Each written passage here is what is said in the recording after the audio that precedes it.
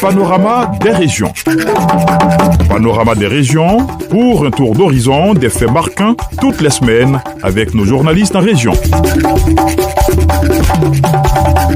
Bonjour chez vous et soyez les bienvenus à cet énième numéro de Panorama des régions. Aujourd'hui, nous parlons d'un sujet sensible, les exploitations et abus sexuels dans le milieu humanitaire. À cet effet, la région de Bunkani a abrité une formation donnée par le Centre international de formation humanitaire, CIFH. Témoin de cette activité, Jérôme Kwasi pour Radio de la Paix.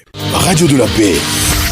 Dans le secteur humanitaire, toute relation sexuelle avec les bénéficiaires vulnérables en faisant inadéquatement usage de sa position d'influence est interdite. Et sur la question, il faut bien former les travailleurs humanitaires. Krako Kobenan Jacques, directeur exécutif de l'ONG Les Flamboyants. Il y a des bornes qu'on ne dépasse pas. Il y a des relations avec ces populations vulnérables qui sont vraiment en tolérance zéro. Et c'est pour tout cela que nous voulons effectivement former nos acteurs. Nous voulons former notre équipe à l'effet vraiment d'être à la hauteur du service à donner. Quel est le comportement attendu des travailleurs humanitaires qui auront à travailler dans le monde rural qui regorge de nombreux réfugiés vulnérables? Priska Gbeli de l'ONG Étoile du Bunkani. Nous devons bien nous comporter, nous ne devons pas abuser des personnes vulnérables. Si le bailleur de fonds apprend que nous nous sommes mal comportés, il peut mettre fin, suspendre même le projet aussi. Eri Viviane, stagiaire à l'ONG Étoile du Bunkani. Pas de cesse avec les enfants. Elle doit dénoncer les collègues qui sont fautifs. Kofi Kwame Boatene, le directeur général du Centre international de formation humanitaire, facilitateur de l'atelier. Mais ça n'arrive pas qu'aux autres. Si c'est votre enfant, si c'est votre proche, vous allez dire non, vous allez vous culpabiliser. Si je fais ça, c'est pas bon, il va perdre son emploi, c'est ceci, c'est cela. Non, vous n'allez pas dire. C'est parce que c'est pas vous qui êtes directement touché que vous pensez que vous ne devrez pas dire. Mais en ce moment, vous n'êtes pas solidaire de la personne qui en souffre. Dans le secteur humanitaire, l'inconduite sexuelle est proscrite. Jérôme Kwasi de Bouna, Radio de la Paix. Radio de la Paix, l'info juste et sans passion. Merci à vous Jérôme. Je rappelle pour nos auditeurs qui nous prennent en marche maintenant que vous suivez Panorama des régions sur Radio de la Paix, 96 FM à Abidjan, 827 sur Canal et www.radiodelapais.ci sur le web. Radio de la Paix. Mieux comprendre les enjeux. Maintenant, nous allons creuser un peu plus sur l'activité de formation donnée par le Centre international de formation humanitaire, CIFH, avec son DG, Kofi Boatene. Bonjour Monsieur Kofi et merci de marquer votre disponibilité pour cet entretien. Merci. Pouvez-vous nous présenter brièvement le Centre international de formation humanitaire et sa mission principale? Merci Monsieur Mel. Merci à la radio de la Paix de Côte d'Ivoire qui nous donne l'opportunité de nous exprimer sur le Centre international de formation humanitaire. Alors, comme le nom l'indique, Centre international de formation humanitaire, ce que nous voulons que vous reteniez, c'est un cabinet de formation, de recrutement de personnel ou d'accompagnement des candidats à l'obtention d'un poste de travail. C'est un cabinet qui offre des services en études, conseils. Par exemple, on peut aider une collectivité territoriale comme un conseil régional et même une entreprise et même un service public à se doter de ce que nous appelons activité compétences. On peut faire des études, accompagner tous les services à se doter des outils modernes de gestion des ressources humaines, d'effectifs et de compétences. C'est ça l'étude conseil. On fait aussi la recherche, comme la recherche scientifique.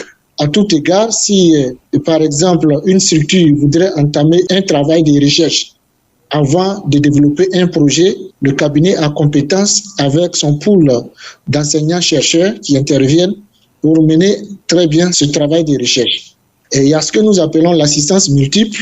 L'assistance multiple qui consiste à accompagner des services publics, privés, humanitaires, bien entendu, à développer leurs projets. En clair, une structure comme Save the Children Côte d'Ivoire pourrait dire qu'il a besoin d'un cabinet pour développer une formation. On peut l'aider à piloter ça de façon technique, à le réaliser en identifiant les consultants, en examinant avec bienveillance les thèmes pour voir si ces thèmes-là sont adéquats, adaptés à leurs objectifs, mais surtout aux personnes ciblées pour la formation. Et bien entendu, il y a tout ce que nous appelons tout produit divers. Il faut dire que le centre a vu le jour dans le courant du mois d'octobre 2022 sur concertation d'un ensemble de travailleurs humanitaires qui ont eu au moins 25 ans de service dans le domaine et qui ont décidé sérieusement de mettre tout ce qu'ils ont comme expertise, comme expérience ensemble pour faire avancer la profession humanitaire.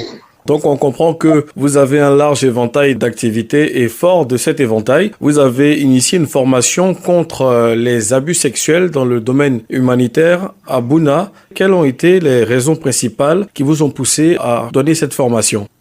Vous savez, monsieur Mel, aujourd'hui, l'actualité, elle est là pour témoigner de ce qui se passe dans la région nord-est, précisément la région du Bonkani, qui est sous la menace djihadiste depuis ces 5 dernières années, qui est une réalité.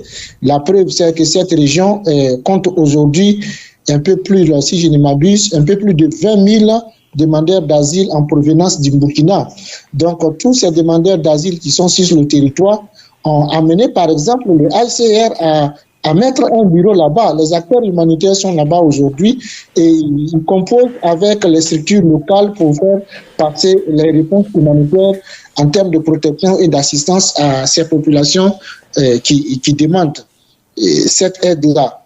Alors, il faut dire que la prévention contre l'exploitation et les abus sexuels est une thématique qui est exigé par la plupart des bailleurs de fonds à tout partenaire connaître le b.a.-ba afin de ne pas abuser de ces personnes vulnérables qui ont besoin de l'aide et de l'assistance.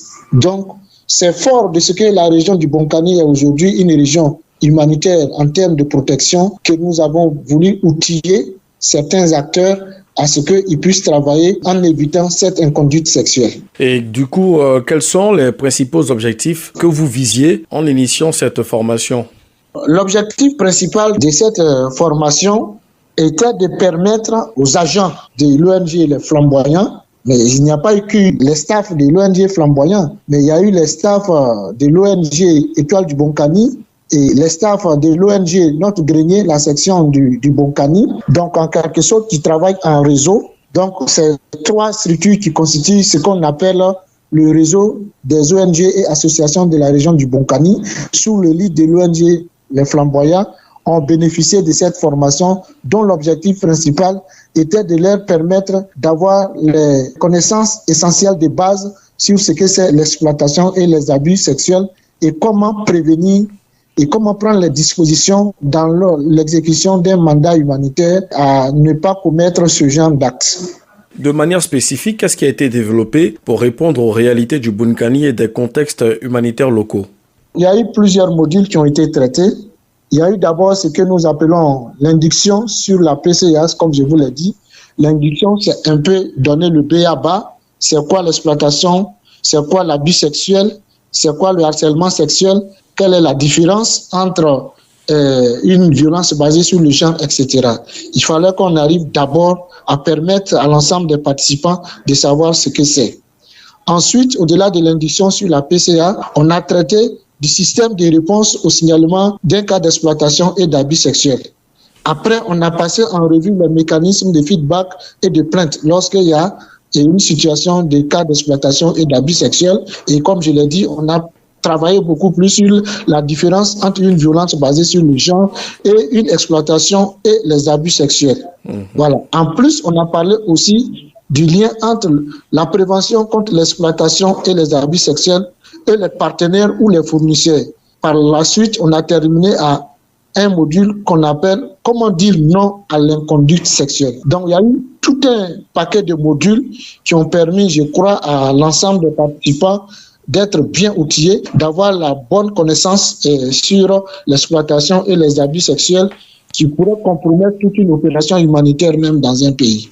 Et en ce sens, est-ce que vous avez eu écho de cas d'abus sexuels dans le milieu humanitaire, dans le Bonkani ou ailleurs en Côte d'Ivoire, chose qui aurait pu motiver justement votre formation? Non, ce n'est pas que nous avons eu vent d'un cas quelconque à gauche, à droite. Non, ce n'est pas le cas, mais cela ne veut pas dire que des cas ne pourraient pas exister.